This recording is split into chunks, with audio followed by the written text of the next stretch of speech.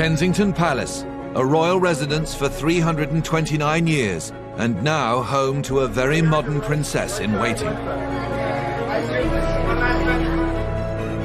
Tucked away in a quiet corner of West London, Kensington has become the power base for the most popular royals in Britain.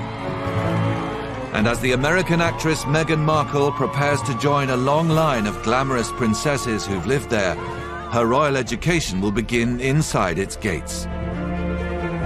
It's where 2 future kings currently live, where one of our longest-serving monarchs was born and raised, and where Hollywood A-listers partied with Princess Margaret. Celebrities would just love to have an invitation to Kensington Palace. It's where another princess became an icon and a royal rebel. It really was like the first episode of the royal soap opera. Next to Prince Charles and I can't go wrong. He's there with me. And where its luxury surroundings became a prison instead of a sanctuary. They descended on Diana. Kensington Palace was effectively under siege from the paparazzi. In one of the royals' darkest hours, it was the focus for a country's grief. It was like suddenly the nation's heartbeat was at Kensington Palace. But today, it's the scene of celebrations once again. And as the world's media descend for the wedding of the decade, a tougher, more modern royal is emerging from inside Kensington Palace.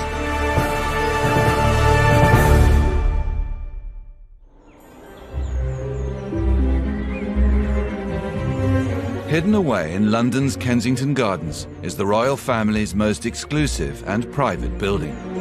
Almost 100 years older than nearby Buckingham Palace, it's been a home for monarchs and their families since the 17th century. It's one of these almost anonymous royal palaces. It doesn't kind of scream out at you. It's rather like a very rambling country house. 400,000 visitors each year are allowed to walk through its staterooms. But the public areas are only a tiny fraction of the entire estate. What we never see is what makes Kensington Palace unique.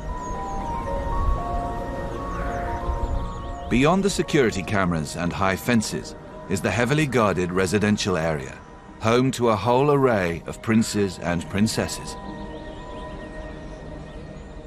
Kensington Palace is a complex of lots of different royal residences all glued together. It's a block of flats for the royal family, really. In fact, this most select of housing estates accommodates 12 royals. It consists of some surprisingly small cottages and the main building, where the grandest apartments are found. The apartments are pretty well separated, so if you walk out and you're careless, you won't bump into another member of the royal family. Apartment 10 has been home to the Queen's cousin, Prince Michael of Kent, for nearly 40 years. In 2016, 3-bedroom Ivy Cottage was given a fresh lick of paint for its newest resident, 8th in line to the throne, Princess Eugenie. And across the square known as Clock Court are the 2 largest homes at Kensington Palace. Apartment 1 belongs to another of the Queen's cousins, the Duke of Gloucester. And the most senior royals in residence, the Duke and Duchess of Cambridge and their 2 children, are next door in apartment 1A. Like many of the royals who lived here before them, William and Kate were keen to make their mark on the palace. They spent £4.5 million renovating the property, making it fit for a prince and princess.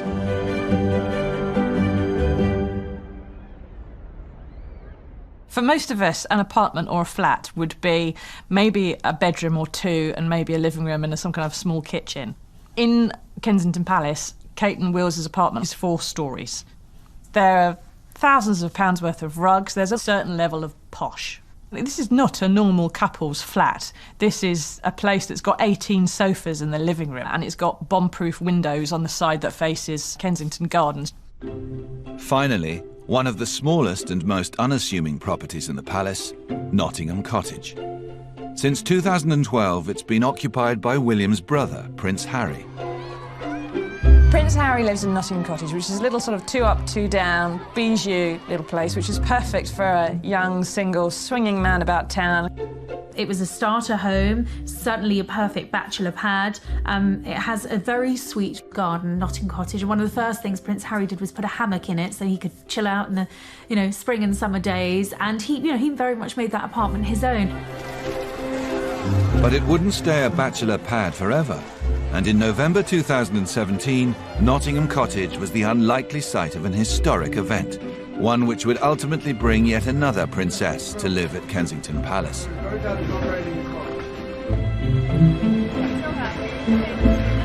It happened a few weeks ago here at our cottage. Just a standard, typical night for us. It's a cosy night. Well, Harry's proposal to Meghan, by his own account, was charmingly romantic. Harry did it in the kitchen, at home, while they were cooking a roast chicken. Just an amazing surprise. It was so sweet and natural and very romantic. He got on one knee. The fact that I fell in love with Meghan so incredibly quickly was sort of confirmation to me that everything, all the stars were aligned, everything was just perfect. It was this beautiful woman just sort of literally tripped and fell into my life. I fell into her life.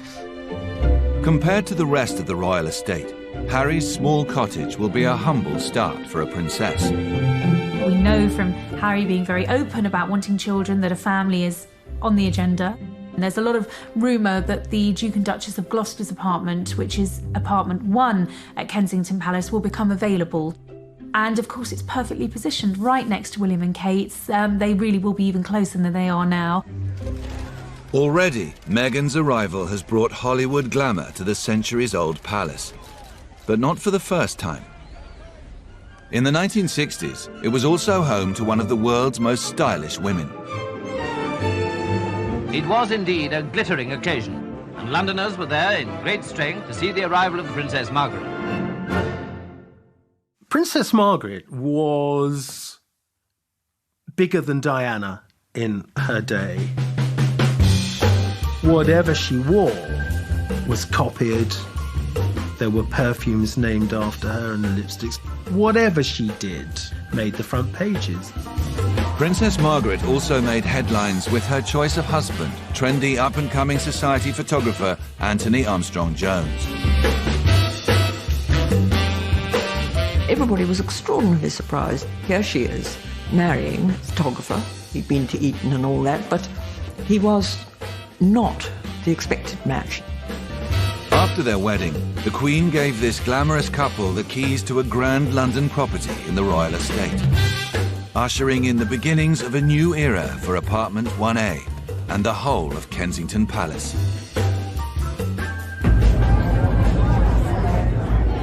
But the party wouldn't last forever. Soon scandal would bring shame and disgrace to the gates of Kensington.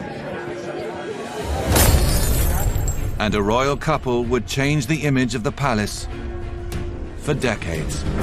I'm amazed that she's been brave enough to take me on. And I suppose in love. Of course. Whatever in love means.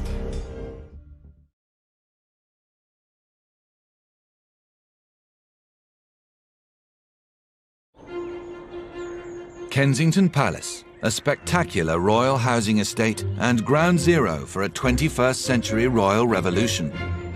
Most notably home to the third and fourth generations of the House of Windsor. The most popular royals in Britain are about to be joined by the newest of a long line of princesses based at Kensington Palace, Prince Harry's fiancée, Meghan Markle.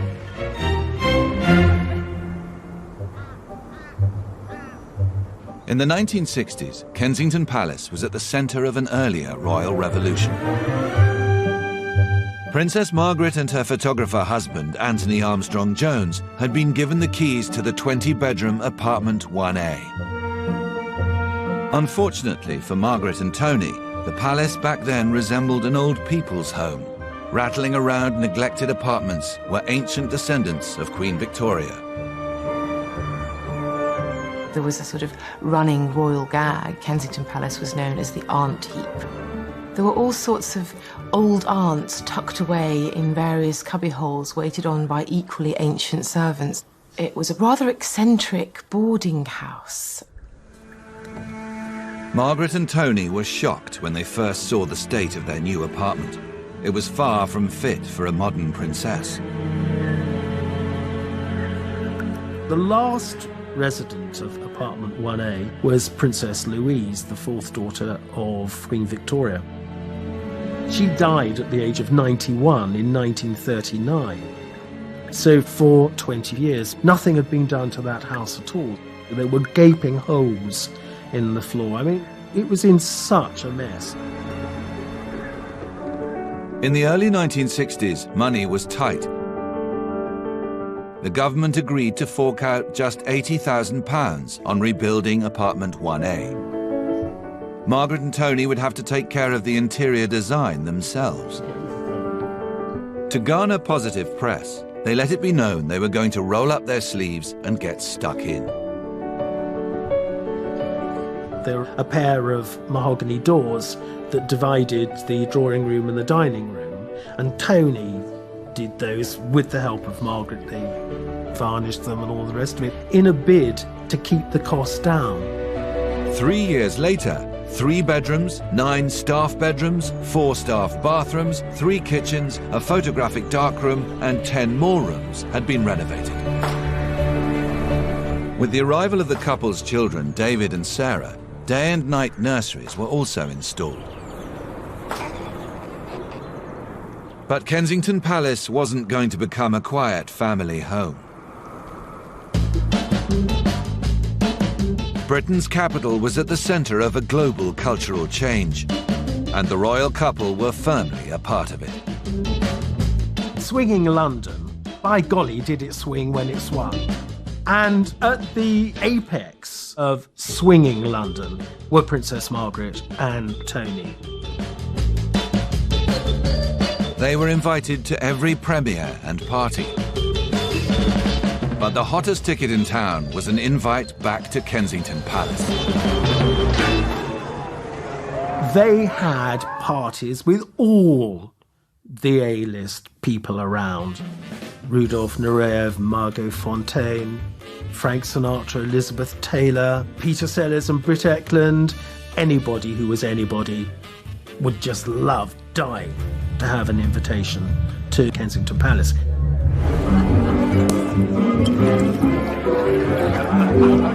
It was the first time that the arts and the establishment really met and mingled.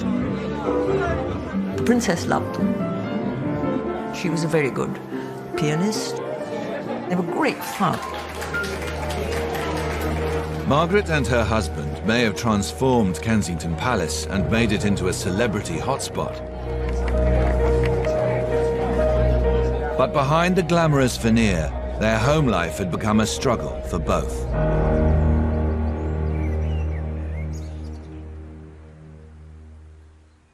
From the start, the arrival of a working photographer into the royal household had caused resistance. As time went on, even Margaret's loyal staff made their feelings clear. Staff at Kensington Palace were a mixed lot. First of all was Margaret's dresser. She disapproved of Tony, so much so that when the princess was called, this used to be very much the custom, you were called in grand houses always with a cup of early morning tea. But the dresser who brought in the early morning tea would only bring in 1 cup. She thought the princess should have married a duke. And that wasn't all that was wrong between Margaret and Tony. Both were attracted to others within their social scene, and their affairs would shatter their once happy marriage. The arguments started to become rather public.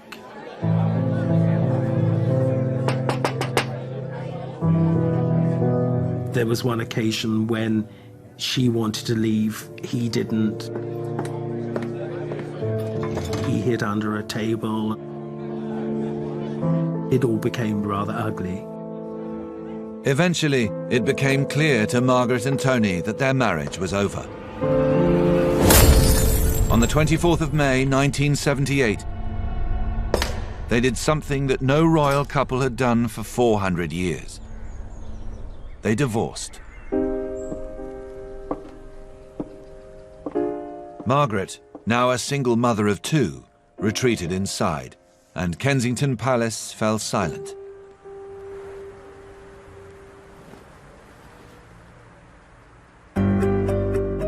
Princess Margaret was only the latest in a long line of royals to experience heartbreak at Kensington Palace.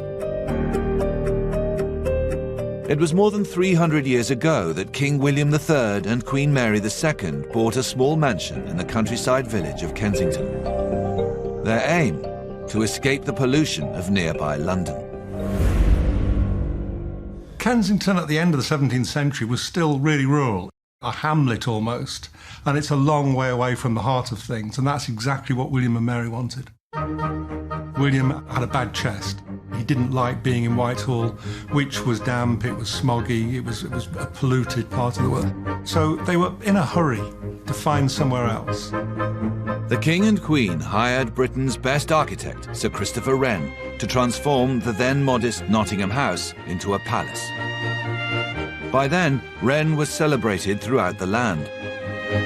When Wren started working on Kensington Palace, he was nearly 60. He'd been architect to the Crown for a couple of decades, and he's at the peak of his career. He's in the middle of rebuilding St Paul's Cathedral, which is without doubt the greatest building in the kingdom.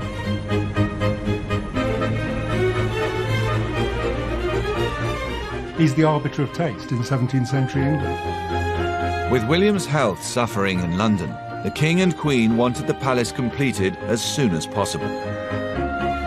Wren was pushed very hard to make Kensington habitable within 6 months. That might not seem too much today. Think that St Paul's Cathedral took 35 years, and Wren is being asked to remodel a palace at Kensington in months. To house the King, Queen and their 600 staff, he extended the original building by adding 4 pavilions and 2 large wings, eventually creating 3 new courtyards. This immediately changed not only the sort of function of it by making it bigger, but also it looked architecturally like something more impressive and elaborate, and therefore became a home befitting a king. Wren's additions to the building transformed it forever. After a fire there in 1690, he adds on what they called then the new gallery building, or they call it the King's Gallery. So he created a new south front, which is the best thing about Kensington Palace. The plain red brick, the sash windows, the Portland vases along the top are a perfect example of that English Baroque, which is an austere intellectual style. In 1692, the work was completed.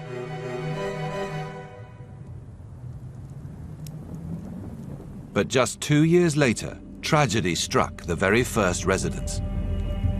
Queen Mary had caught smallpox.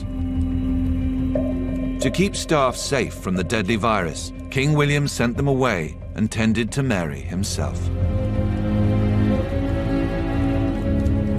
This was quite extraordinary, the fact that the reigning king would risk his life by attending his wife during such an illness, and the fact that he was prepared to put her above everything. 9 days after falling sick, Queen Mary died. 8 years later, her dutiful king would also be dead, succumbing to pneumonia caught at the palace. Although the lives of William and Mary were cut short, their creation has stood for more than 3 centuries as a home for other kings, queens, princes and princesses. And their legacy is also visible in the gardens that surround the palace today. They were both king gardeners. They both loved horticulture. They wanted to create gardens like the ones that they'd had at home in Hetlow in Holland. They wanted it to be a garden that would rival William's cousin, Louis XIV at Versailles.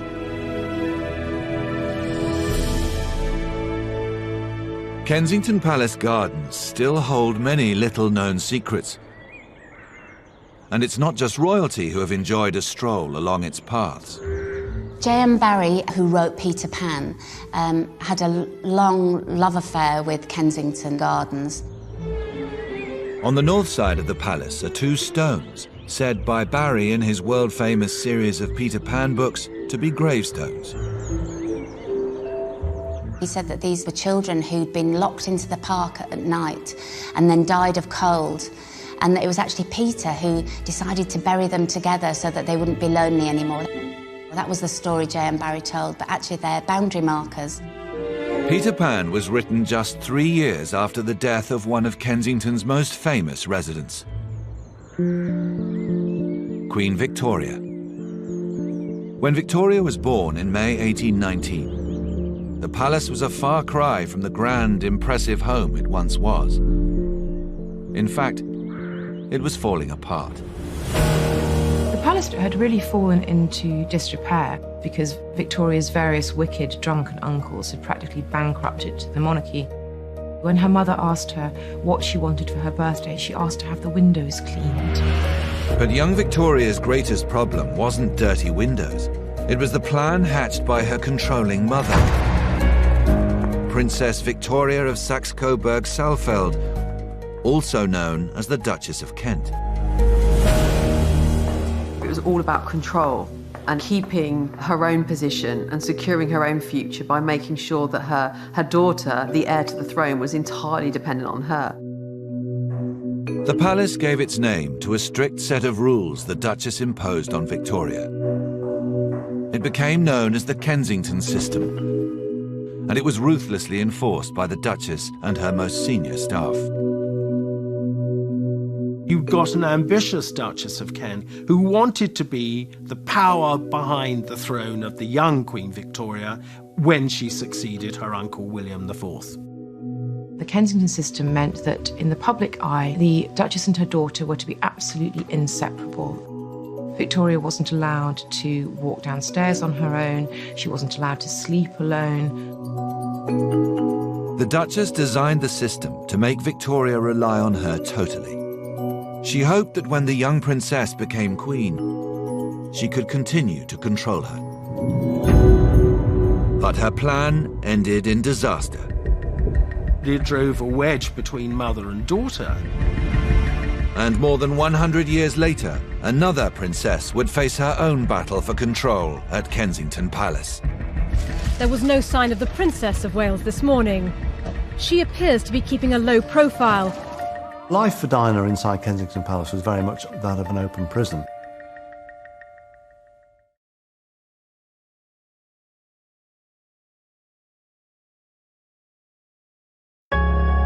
Kensington Palace has stood for 329 years as home to minor and major royalty. In the 19th century, it also lent its name to a strict method of royal child rearing, which became known as the Kensington system. The thinking behind the Kensington system was that the Duchess of Kent exerted influence over the young Victoria. It cannot be denied that the Duchess of Kent was ambitious. But if she was ambitious for herself, she was even more ambitious for her daughter. And this was in preparation for Victoria becoming queen. In 1837, after 18 years of living under the system, Victoria was woken to be told her uncle was dead and she was now queen. Finally, it was the moment Victoria's mother hoped she would seize control as the power behind her daughter. Sadly, for the Duchess of Kent, the Kensington system was an absolute disaster. It had produced precisely the popular, fresh young monarch who the people craved. And because Victoria was so popular, it also gave her the confidence to reject her mother. This whole system worked, but it also drove a wedge between mother and daughter, to the extent that when Victoria ascended the throne, 3 weeks later, She moved out of Kensington Palace and into Buckingham Palace, becoming the first sovereign to live there. The Kensington system had failed the Duchess, as Victoria sidelined her mother completely. But the palace itself had helped shape one of Britain's greatest ever monarchs. And remarkably, her strong family connection to the palace lived on there until 1981. Princess Alice of Athlone kept herself very much to herself. People wouldn't really have known who she was. Fascinating thing about it, she never had a car. This never fazed Princess Alice. She always went around on the number 9 or the number 52 bus. There was one famous occasion. Princess Marina was returning in her Rolls Royce. She said to her chauffeur, "Look, there is Princess Alice, do stop." So she said, "Auntie Alice, we're going back. Would you like a lift?" And Princess Alice looked up and scanned the sky and she said, "I don't think so, Min, I'll take the bus. It's a lovely day." How many people, I sometimes used to wonder, standing in the bus queue, realised that this was Queen Victoria's last grandchild. As Princess Alice saw out her final days inside Kensington Palace, a new, more modern face of royalty was preparing to move in. In February 1981, King-in-Waiting Prince Charles announced his engagement to Lady Diana Spencer. When the couple stepped in front of the cameras, the world was enchanted by this modern-day fairy tale. The popularity of the Prince and Princess of Wales at the time of their marriage was off the scale.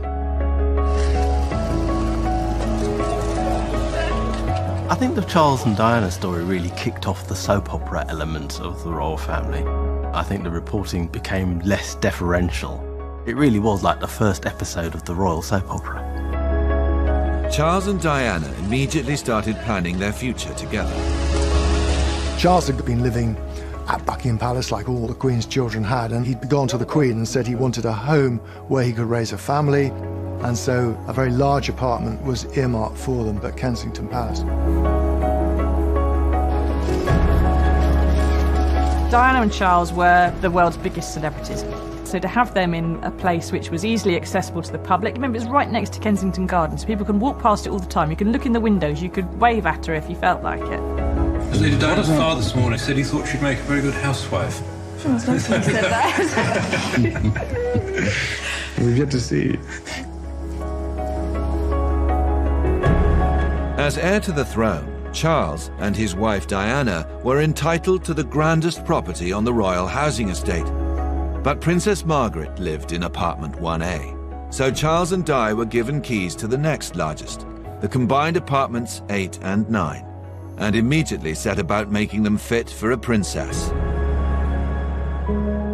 Diana was going to have the final say on decorating Kensington Palace apartment. She got her mother in to help, and she brought in an interior designer called Dudley Poplack, and he chose the fabrics and the colour schemes. It was all done with a great deal of style and panache. In June 1982, interest in Kensington Palace went into overdrive when a new resident arrived, Prince William.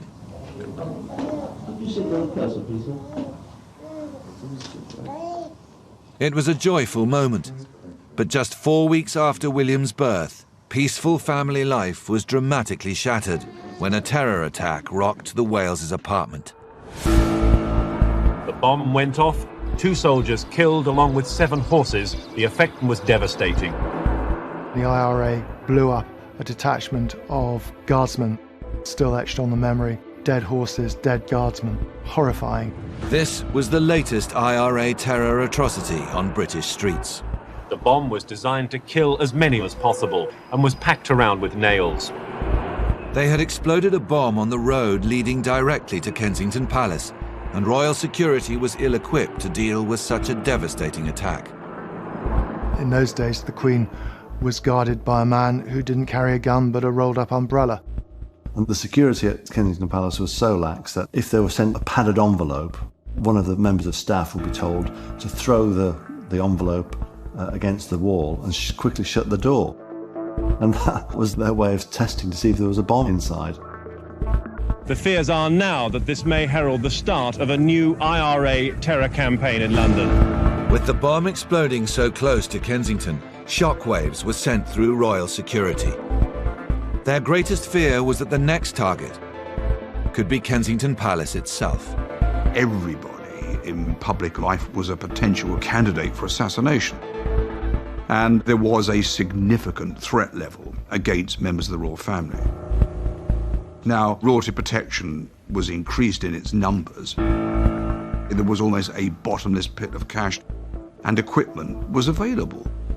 In the aftermath of the blast, Kensington Palace was transformed from a relaxed royal home into a fortress. Access to the Waleses was now tightly controlled. Every palace press call was under strict supervision. Prince William had brought a ball along to play with, but all that really interested him were the cameras. Restricted access for royal reporters meant any news coming out of the palace was thin on the ground. Most of the time in the royal family, they don't want stories to get into the public domain. Since the heyday of the press in the 40s and 50s and 60s, the royal family have come to realise they have to deal with it. The proud parents with their baby son and heir, David Albert Charles Viscount Linley. To accept that there's going to be some intrusion and that there is a benefit to that, which is that if it's handled correctly, the royal family remains something that has public support in the UK. The job is to try and paper over the cracks and keep a happy face and keep the ship sailing. You got a glimpse of family life, I suppose. There was no question and answers about how life was going. You got what you were shown, which was William can now crawl, William can now walk. In 1984, after the birth of Prince Harry, access was restricted further. For the press, the only regular glimpse of the young princes was on the school run.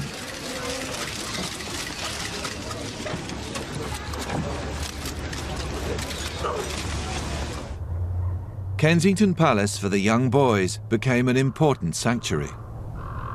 William and Harry loved their times at Kensington Palace.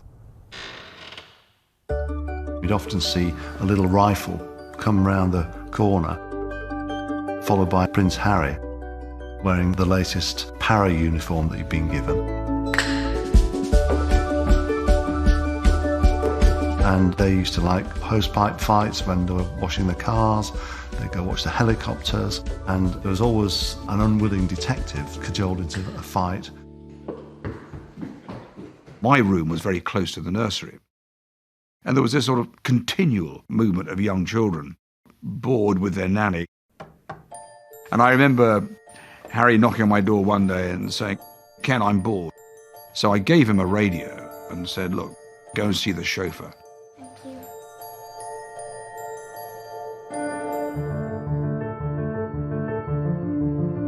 20 minutes later, I was rather worried that he hadn't come back.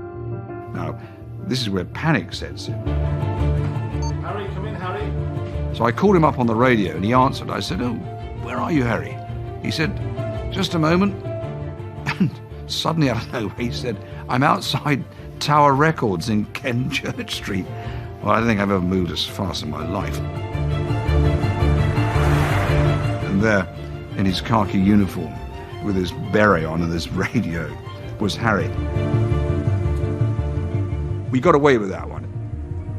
Relief for the royal staff, but there were more turbulent times ahead. As Charles and Diana's marriage began to falter, the rebel princess took control of the palace and banished many of those whose job it was to protect her. She did the most extraordinary thing. She had the locks changed on Kensington Palace.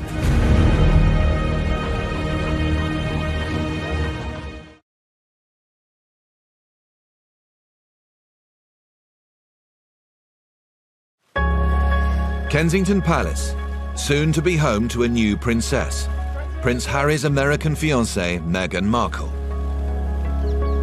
Over centuries, the palace has played host to many different kinds of resident. In the 1940s, the military moved in.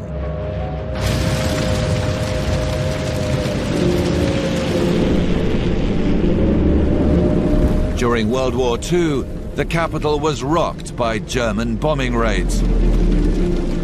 Kensington Palace was shut down. Its royals evacuated to the countryside, and it was converted into a heavy artillery base. There were anti-aircraft guns at the palace, there were the barracks behind, and there was a detachment of Royal Air Force. So it was quite a heavily garrisoned area. On the 4th of October 1940, as London burned, Kensington Palace was nearly wiped out. An incendiary bomb ignited, setting the palace on fire. It was the first of many hits the palace took, and by the end of the war, large parts lay in ruins.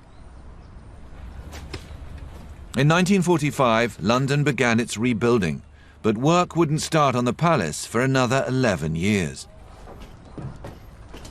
There was a sense that the royals couldn't jump the queue or be seen to kind of get their own house in order before everybody else. And so it did take time to bring about the repairs, but that was seen as very much the right thing to do.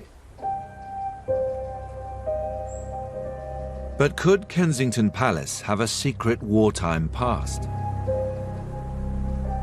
Historians like Helen Fry believe that it does, and that it served as more than just an artillery base during the war. There's an area behind Kensington Palace, the paddock, that George VI signed off permission for the War Office to use the north end of the paddock for special purposes. This secret request for the palace's land came on behalf of a little-known department of military intelligence known as MI-19. This covert group was responsible for the detention of German prisoners of war on British soil. MI-19 also seized control of 3 grand houses next to the palace. The houses became known as the London Cage. Cage is like a slang for interrogation quarters, and it was there that over 3,000 German prisoners of war and high-ranking Nazi war criminals were interrogated. MI-19 had taken over the grounds in order to make them part of their hidden prisoner of war camp to house and exercise German POWs. We know from aerial photography that there was barbed wire, it was heavily guarded, it was secluded from the public eye. But behind locked doors, this undercover prisoner of war camp in the heart of Kensington may have held an even darker secret. Helen Fry believes German prisoners were marched into the neighbouring houses for brutal interrogation. Prisoners were told to write down their version of events.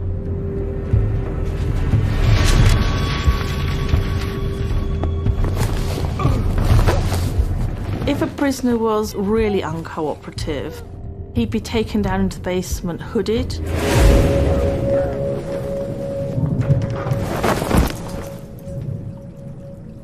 It was down there in converted cells and interrogation rooms where some of the prisoners were struck or they had to stand for 48 hours. Some were starved. There was bright light treatment, like a Soviet-style prison. Pretty horrific.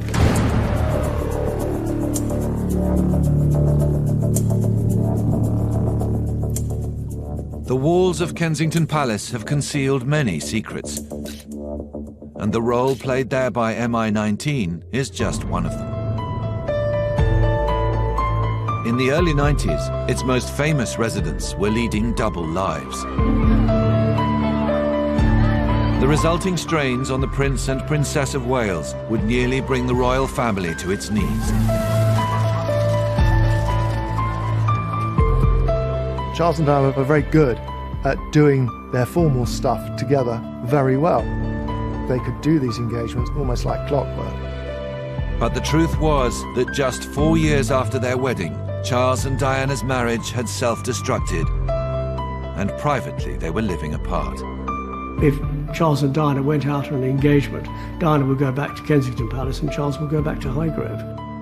He didn't spend any time under the same roof of her, probably after about 18 months after Harry was born. With Charles at his Gloucestershire home, Highgrove, and the princes at boarding school, Diana was isolated at Kensington Palace. Unhappy and frustrated, she decided to get her story out in the open. The messenger would be a young journalist named Andrew Morton. The motivation was to tell the truth. For once, forget the propaganda, tell the truth about what's really going on, because we do face a crisis in the House of Windsor. It's obvious to everyone. Life for Diana inside Kensington Palace was very much that of an open prison. She felt that she was living a lie, that her marriage was a lie, and that she wanted to tell her story. She did so entirely without the knowledge of the royal press machine. I would prepare questions for Diana, and they would be taken along to Kensington Palace by a friend of hers, and so would not arouse any suspicion. And he would sit there in her sitting room. She would put on her a microphone, and he would just go through the list of questions. She denied categorically to me that she had given Andrew Morton any help whatsoever. She denied it to her brother-in-law, who was the Queen's private secretary. She denied it to everybody. And we believed her. You don't turn around to a sort of member of the royal family and say you're lying. On the 16th of June 1992, Andrew Morton's book, Diana, Her True Story, was released. It was an unprecedented scoop in which Diana revealed her eating disorders, multiple suicide attempts, and the breakdown of her marriage. There was no sign of the Princess of Wales this morning. She appears to be keeping a low profile. Andrew Morton's book about the Princess of Wales changed everything. What he was saying was copper-bottomed, as we say in the trade. It really was from the horse's mouth. I'd driven to London, Charing Cross, to pick up the first edition and read it. She phoned me around about 5 o'clock in the morning on the Sunday morning. She said, "What do I do?" I said, "Well, you've already done it. Go and pour yourself a stiff scotch and drink it." Diana's revelations from Kensington were the first attack in what became known as the War of the Waleses. The paparazzi descended on Diana. They wanted to know what she was doing at all times of day and night. Kensington Palace was effectively under siege from the paparazzi.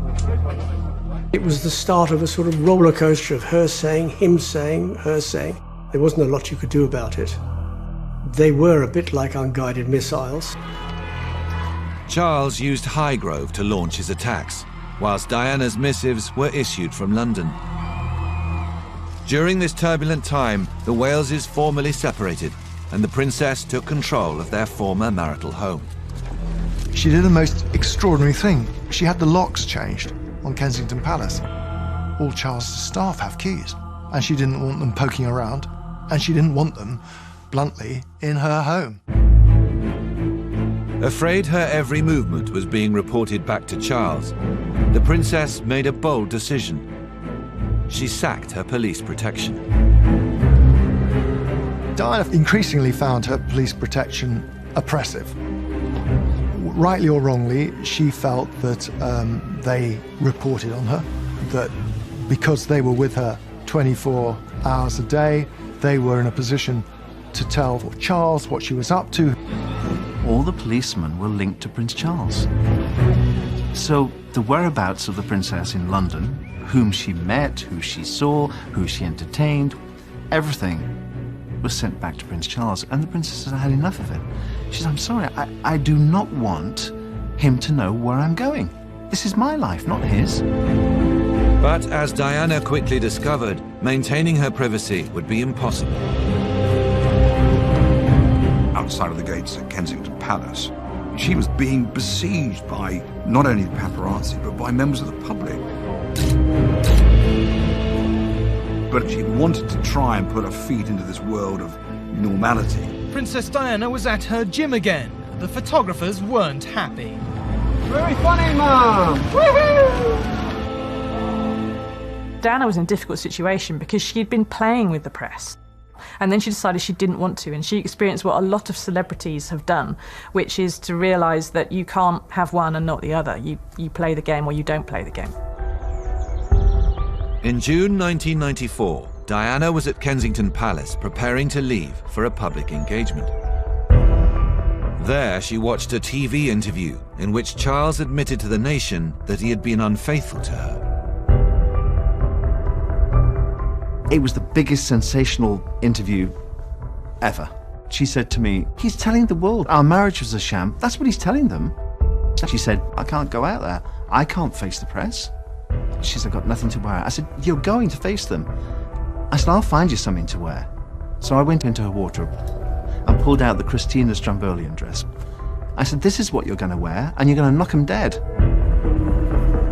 I said, "Go out there, hold your head high, shoulders back, put out your hand and say to yourself, 'I'm Diana, I'm here to stay.'"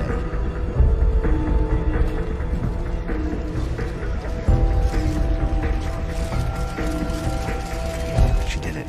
She did it.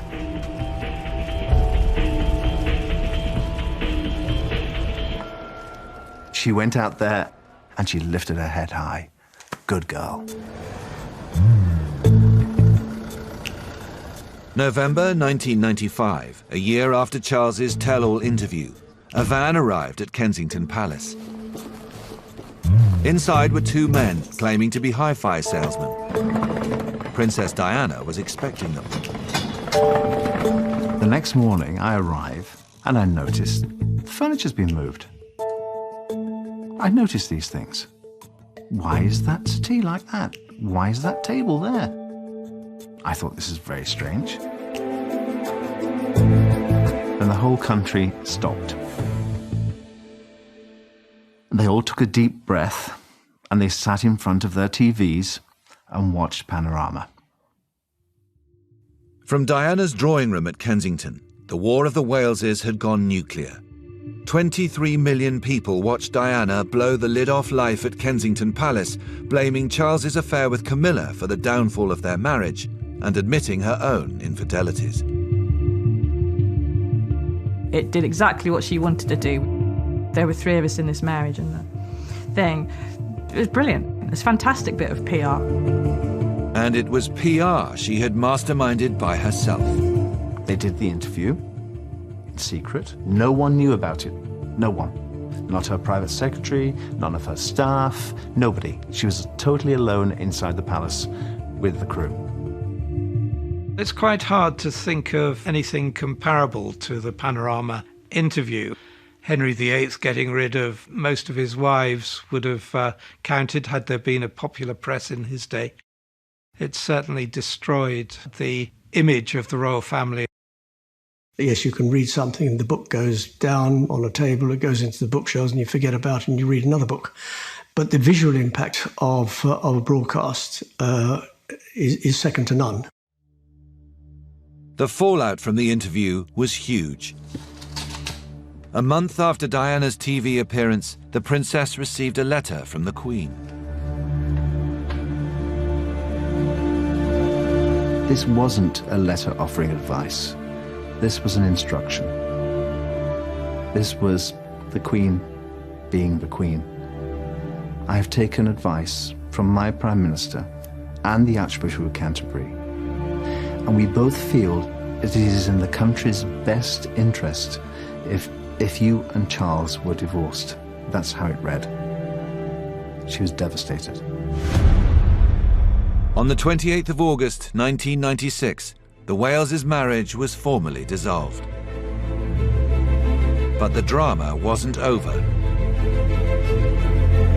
Soon, Kensington Palace would witness the death of two princesses. One triggered an extraordinary event in British history. Thank you so much. The other would result in the keys being passed to a new generation of royals.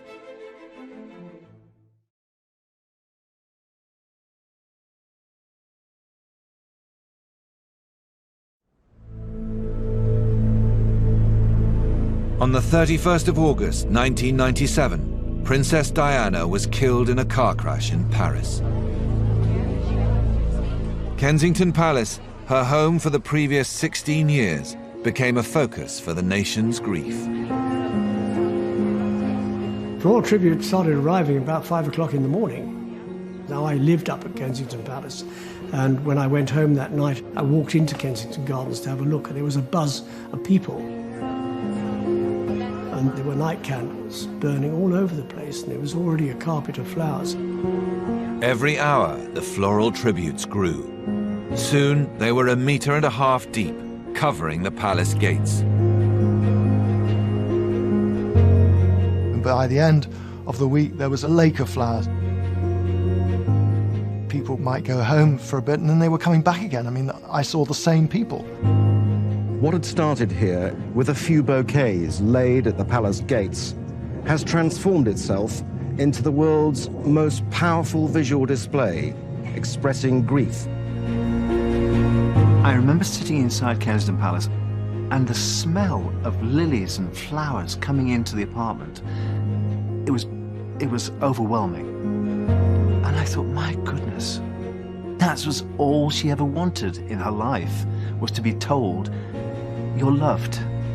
And today the crowds were still flooding in. Critics sort of described it as this kind of mass hysteria. This is the centre of London, and people are just stopping and sobbing. It was a very un-English expression of public grief. And today, it has carried over into other celebrity tragedies. Before Diana's funeral, the decision was made to take her body back to Kensington Palace. When she came home, I felt that was right. I felt as if I could take care of her once more for the last time.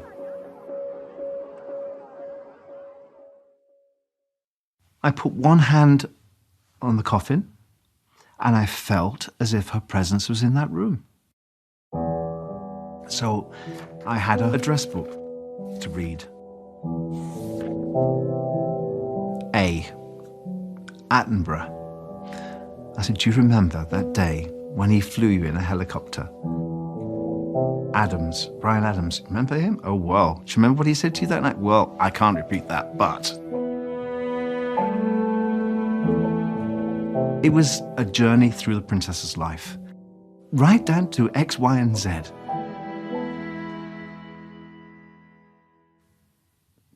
It was a final goodbye.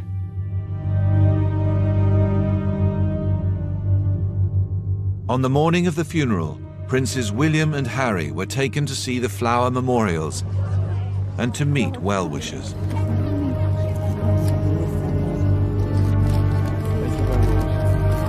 William. Thank you so much. They'd come back to their own home.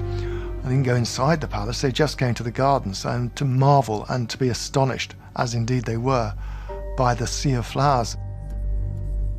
And yet it was heartbreaking too, because here were these young boys who'd suddenly lost their mother. The world had been clamouring for a glimpse of them all week. There's a saying in royal circles, you don't wear private grief on a public sleeve. And by goodness, they show that.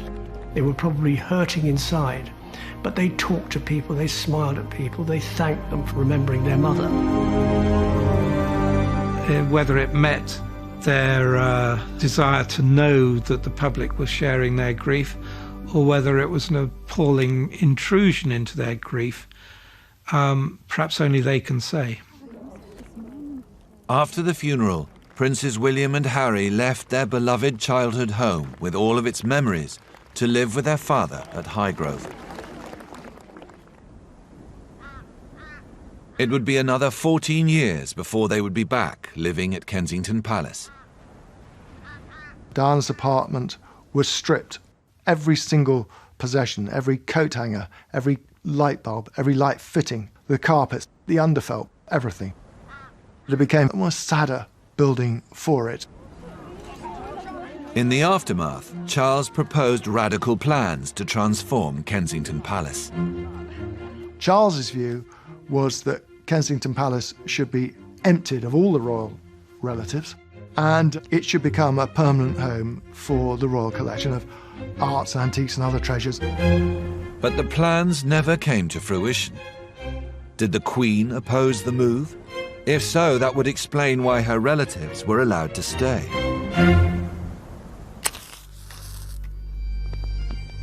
Nearly 5 years later, on the 9th of February 2002, Kensington suffered yet another loss. Princess Margaret, who had first brought the palace into the modern era, died at the age of 71. In the enclosed area of Clock Court, all the windows had candles, and members of the household staff also stood outside with candles as the princess's coffin left Clock Court. Margaret's apartment 1A became another empty home at Kensington, and would remain so for more than a decade.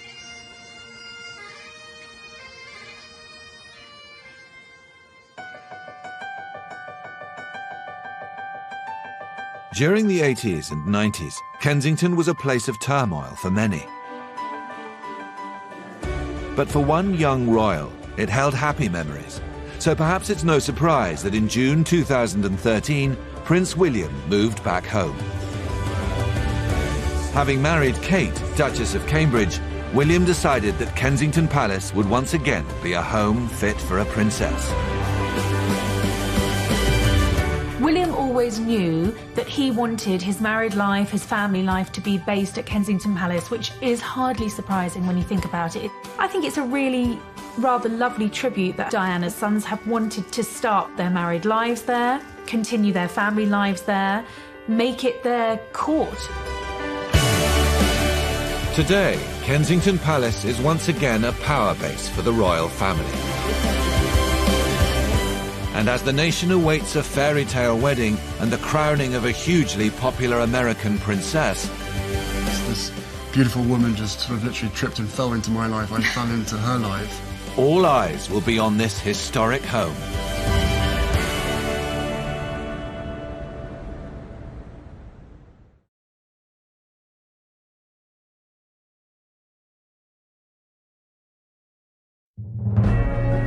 For more than 3 centuries, Kensington Palace has been home to members of the royal family. It was built by Britain's greatest architect to be fit for the King and Queen. And for the first 100 years of its life, it was the favoured residence for the monarch of the day. But when Victoria was crowned and left for Buckingham Palace, it would be more than 100 years before a senior royal lived there again.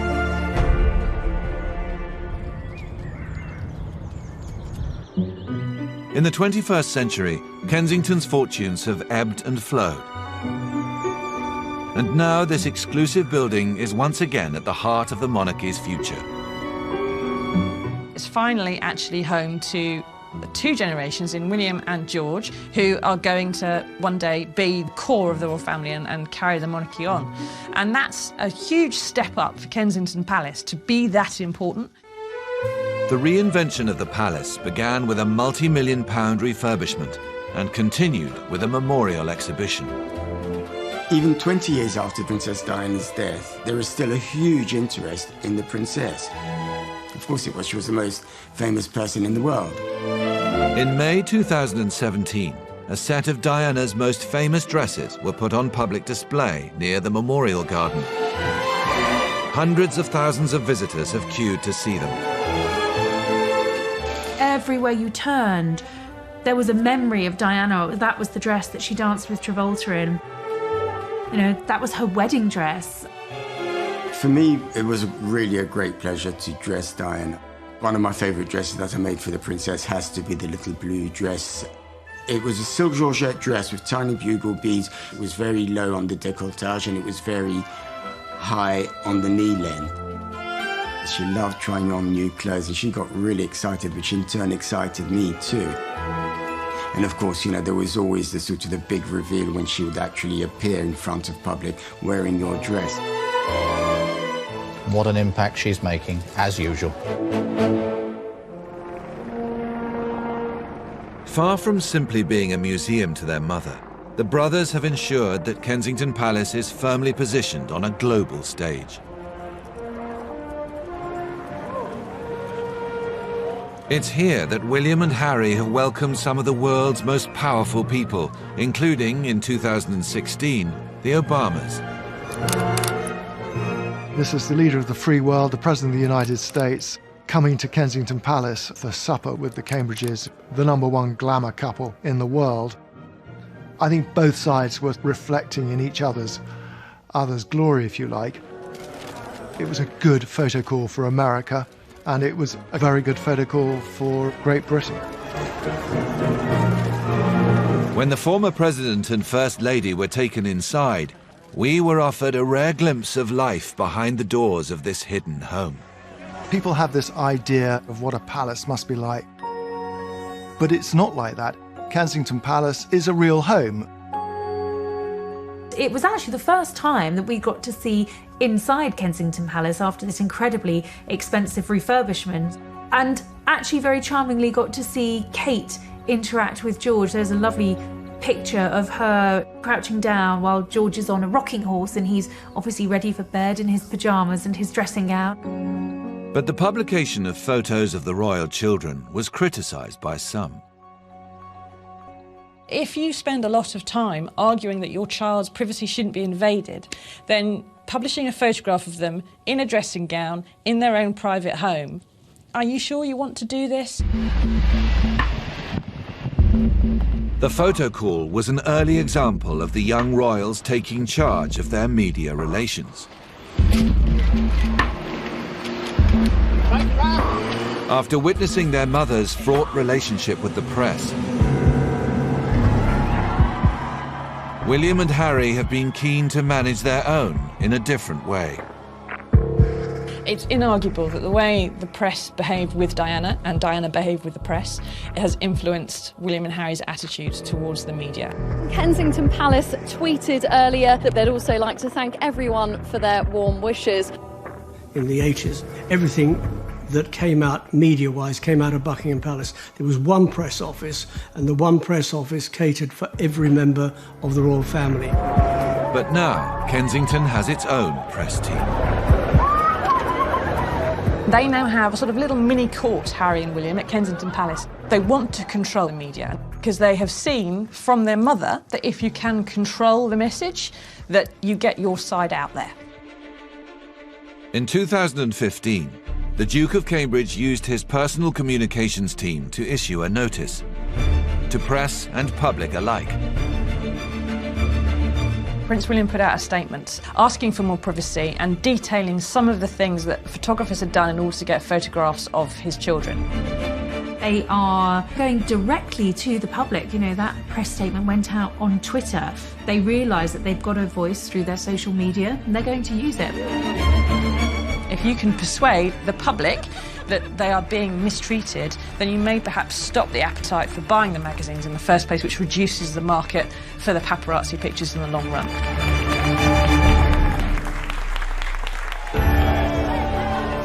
With Harry's American fiancée, Meghan Markle, about to join the newest royal court, media interest in Kensington Palace and the royals is higher than at any time since Diana.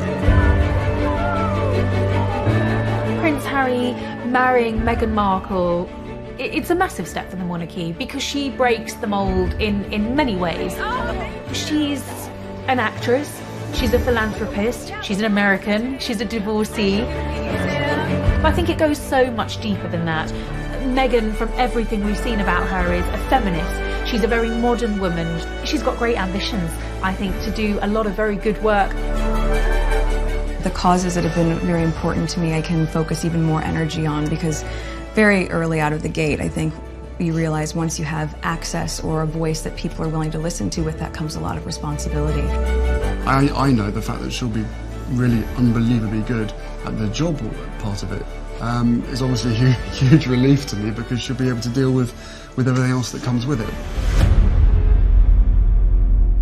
But the royal couple's tolerance for the spotlight has been tested since the beginning. Just a week after news of Harry's relationship broke, the Kensington Palace media machine rolled into action again in an attempt to bring the press and, unusually, social media into line. Prince Harry put a statement out saying that he was very unhappy about the reporting of his relationship with the American actress Meghan Markle, saying that he felt some of it was racist. When Harry put out his statement about Meghan, it worked to change the public mood because it was so angry. Had it gone through the Buckingham Palace press office, and the Queen probably wouldn't have been allowed to go out because it went through his own office in Kensington Palace, he was able to express his opinion. I think both of us were totally surprised by the reaction after the first 5-6 months of when we had to ourselves. While the nation waits for the wedding of the decade, for now, a truce holds between the British press and the royals of Kensington Palace. Harry and Meghan will start life as a married couple at Kensington Palace, and I think it's going to be a very, very exciting place to watch. You've got two gloriously glamorous royal couples, two beautiful royal children, more on the way. Everything's gone full circle, and William and Harry have both returned to a place which they loved very much. Their childhood memories are built at Kensington Palace, and now they're giving those memories, well, certainly William he's giving those memories to his own children. I think you're going to see a very close bond between these four royals. They've been dubbed the Fab Four, and it's a very exciting time. More than 3 centuries after its construction, this grand royal building is now firmly back at the forefront of royal life. With a new generation in residence and its importance and influence set to become even bigger, Britain's most popular royals have come together to ensure that Kensington Palace is once again fit for a princess.